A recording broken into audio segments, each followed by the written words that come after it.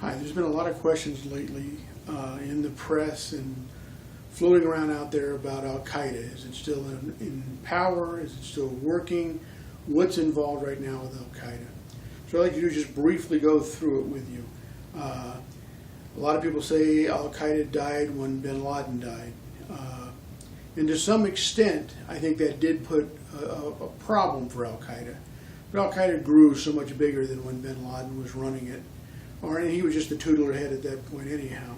But let's just really quickly go through it. First off, bin Laden and the Al-Qaeda that he basically envisioned and saw, which is still out there, all right, was a offshoot of what happened after the Afghan, the Mujahideen.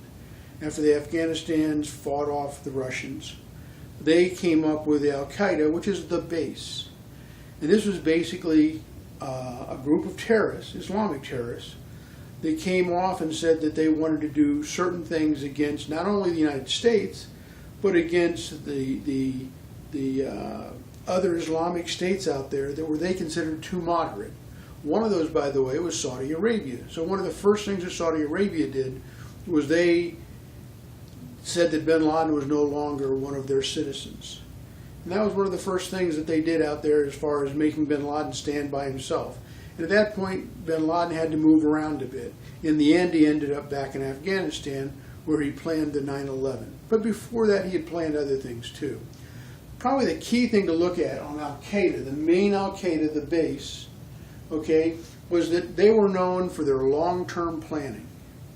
They had a fatwa that was kind of interesting. Their fatwa basically said that if there wasn't a 75% chance of success, they weren't allowed to carry out this mission. So when we were trying to fight against them, what we had to do is make sure we were always at least 26% chance of catching them, in which case they would go on, they'd move on to something else, which really was somewhat of a help. But it also meant that they really planned these things meticulously and very careful. Sometimes it was fairly loose. If you remember back when the shooter for the CIA that shot up the CIA people outside of Langley, he was one of the offshoots of Al-Qaeda. He was basically funded by that group. Not funded by a lot. It was under the $10,000, so it was hard to trace. But he bought a gun, he bought the plane ticket to get the heck out of Dodge, and he left. Ramzi Youssef was one of the people that Al-Qaeda picked up to use in a lot of different systems. They used what they call the Bajoinka plot, which Ramzi Youssef was in charge of, which was going to put bombs on multiple planes at the same time. Now he tested this out on a plane that actually did go off, and it killed the person sitting in the seat above it, but he hit it actually in the seat, underneath the seat of the plane itself, as he was traveling. And then he got off the plane, the other passengers got on, the gentleman that sat in that seat died in that case. But he had planned this thing to have, I think it was 7, might even been as many as 9 planes that were going to go off. Ramzi Youssef then moved onwards to start the first World Trade Center bombing.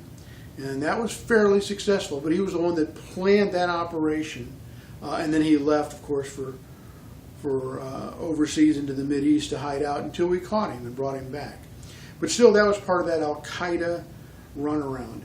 And then Atta and his group were sort of brought together by Osama bin Laden and his cadre, known as the base, the main Al-Qaeda group, as we'll call them.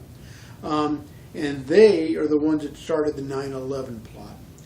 Now, they also did some other things. They did the coal bombing. They did other bombings in the Mideast. They did the bombings of the 2 embassies. Interesting thing about the 2 embassies, remember that bombing was at the same time. All right, so that was sort of a characteristic we started to look for on the bin Laden planning. And if you look at 9/11, that's what they used there also. They did 4 planes at basically the same time. All right, but that's a lot of planning, years sometimes in preparation to get this to work. But that was sort of the modus operandi of the main Al-Qaeda, the base. When he went into hiding, what happened is other Al-Qaedas, and I'm going to call this Al-Qaeda Light over here. Al-Qaeda Light was basically the gentleman that was in the United States, and he moved into Yemen, and he basically started his own Al-Qaeda, and he got a lot of people following him.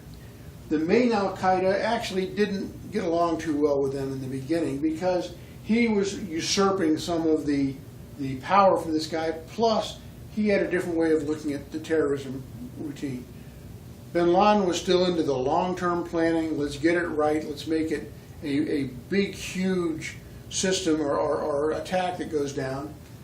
This guy over here was basically saying, all right, what I want you to do on this Al-Qaeda light, I want you to go out there and cause as much damage as you can cause. If it's just yourself, then you go out there and cause the damage you can cause. If you can get 2 or 3 friends together with you, then the 3 of you cause the damage. Once again, though, one of the key factors is that 25%. In other words, you have to be 75% effective in their planning stage before they would allow that attack to occur. That's not what this guy said. This guy basically said, listen, if all you've got is a handgun, what I want you to do is go use that handgun. If all you've got is a tape recorder, then I want you to go to record an explosion going off or guns going off, then go into a movie theater and play it very loudly to scare everybody in there. Basically what he was saying is anything you can possibly do to move things forward as far as a terrorism act against the United States or against their other targets. Most of what he targeted, by the way, were the terrorism. And this is where you see the underwear bomber. This is where you see the guy from the New York Times Square bomber that had the devices in his car. This is where you see the guy that tried to blow up the building in Dallas, the gentleman that tried to blow up the buildings up in Maryland. This is all of this Al-Qaeda light.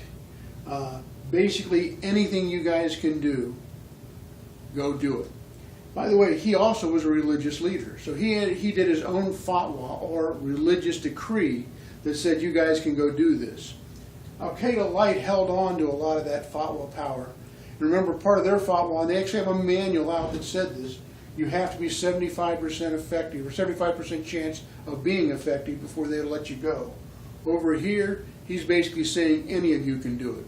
This is also where you see all these lone terrorists, the guys that came out and did things on their own, like the guy from the New York City Times Square bombing, or the gentleman that tried to blow the building up in Dallas. These are all lone wolves out here. These guys, long-term planning, okay, these guys, anything goes, all right? Sometimes there's a little bit of planning involved, month, 2 months, maybe even 5 days. But on these guys here, it was long-term planning, usually characterized by multiple attacks at the same time. Subway bombings in England, the bombings that happened in Spain. These are all multiple attacks planned at the same time, sort of the trademark of the base, the Al-Qaeda base of where bin Laden came from. And then you have the spin-off group over here, the Al-Qaeda Light, which is the Ayman al-Awlaki, who basically, running out of Yemen, was saying anything goes. All right, we'll allow any type of action. We just want you to get out there and move. Well, a lot of the folks out there that were waiting for another 9/11 to happen, and years come by and it didn't happen, they started to gravitate more and more towards this guy here, the Al-Qaeda Light. And that's where we see most of the action now. And on his, you see that it's almost a spoke. This guy does his little action, this guy does his little action. Over on bin Laden, it was mainly huge events that he controlled. So there's a lot of back and forth on these. Okay, on this guy here, what you saw is it's mainly, he just gets on the internet and says, go do it, and it's a one-way direction. These guys are out there saying, we can do this. But there's been other groups also that have broken off of it. Other groups that were militants before bin Laden even gets started in Pakistan and other places, and they now have formed basically another part of Al-Qaeda. So now Al-Qaeda sort of takes in this whole group of what was originally called the base in bin Laden, is now this sort of more morphized out there group that you see all over the place. And that's what's so hard about them. It used to be we could track, everything was tracked towards bin Laden's group. Now we have all these other ones that we have to track. Here's the good thing about it though. These guys do very little planning, especially in relation to these folks. So they're harder to catch in the fact that they do very little planning, but they're also very less skilled in operation. Therefore, they tend to show up a lot easier. They tend to get caught up in FBI stings much more than the big Al-Qaeda main group does. On the other side, now that we know what we're looking for on the main Al-Qaeda, we're looking for that surveillance, that long-term surveillance. So while we're looking for it, gives us the chance that we can go out and find these guys during investigative process, because it takes so long for them to work. This guy here, shorter time frames, not as experienced, not as well trained, not as well qualified for the people that actually go out and do the work. All right? And then you've got these groups over here that are sort of in between. The Mombasa attacks came out of these groups over here. All right, the Mombasa airport, where they went in and attacked a hotel, and they attacked a Jewish hotel, a main hotel of the city, and basically went through a bunch of places in Mombasa to cause problems. They even went to the rail station and caused problems over there. Longer term planning, once again over here, not quite the long term planning these guys did. Professionally trained to some extent, not as professionally trained perhaps as the folks that carried out the 9/11 attacks. Over here is where we have the Al-Qaeda light, and they're the ones that are very poorly trained. Usually it's one-way communications. They see something on the internet, they think, well, okay, I got to go out and do my part for the jihad, and so they go out and do something by themselves. This is more the lone wolves spinning off of this Al-Qaeda light. Are they still around? Bin Laden's dead. His partner in crime, the Egyptian that started out with him, he's still out there. I still believe they are planning big attacks. I still believe that we're, the CIA, all the law enforcement around the world, are still looking for these attacks and these types of people that are linked together. But remember, we have a better chance at catching them now that we're looking for them, now that we know a little bit more about how they operate. All right, and we also have the advantage that they do take a long term, so our chances of catching them during surveillance mode are pretty high. Over here, these are people we're starting to get more and more used to and trying to find out more about them, but they're sort of that mid-level thing where they do take more training, they do take a little bit more planning, but they're more diffuse out here. All right, the Al-Qaeda light guys are the ones that don't plan that well, aren't all that well trained. The problem is they're lone wolves. They can be anywhere.